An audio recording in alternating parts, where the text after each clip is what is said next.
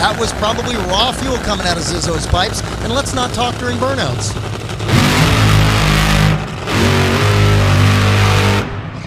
Big weekend for the machine in the right lane, the Vertex Roofing Methanol Moonshine. And this weekend, the folks at Renegade Race Fuels and Oil stepped up in a big way to support Buddy Hall, who now calls Frisco, Texas his home. But Buddy spent a majority of his younger years right here in the Chicago area. So make no mistake about it, this track is home. This race means a lot for me.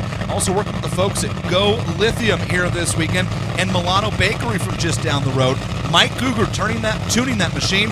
Buddy Hall not yet qualified. And Jack, for the car on the other side, Kyle Wurtzel, a career best run earlier today. That 378 for the Heartwood Planning Group, comfortably in the show right and now. that's the great thing when you go into Q last, right? That last qualifying session, you don't want to be like Schumacher's team, biting your nails, having to make a good run, and then sweating it out. Kyle Wurtzel cannot be bumped out of the show. This is going to be a tune-up run for race day. Buddy Hall in that right lane with Guger tuning the wrenches on that thing. That car's got enough to qualify. I think it's the coolest look. I think there's two top fuel cars out here that just get my attention for professional looking, and that's one of them. Langdon's driving the other one.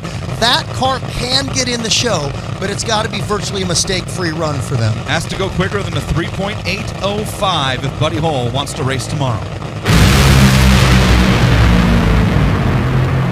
Flash of a head gasket and a 395 is not enough for Buddy Hall. 3.816. Kyle Wurtzel basically backs up the 378 earlier. That's two back-to-back clean runs. I'm not so sure I want to line up on race day and look over at Kyle Wurtzel's machine. For Buddy Hall, Jack, it looked like he was on his way to getting in, and then we saw a flash and a bang a little bit later on, and his chances of racing on Sunday at his home track went up in smoke. Yeah, now you look at the sizzle coming out of that car right now, the left side cylinder bank. That thing went out there and you started seeing flames come out. It ate up a head gasket. A lot of times one cylinder will go lean. It gets much hotter in that cylinder. Instead of a smooth flame pushing down on the piston, it becomes an oxyacetylene torch.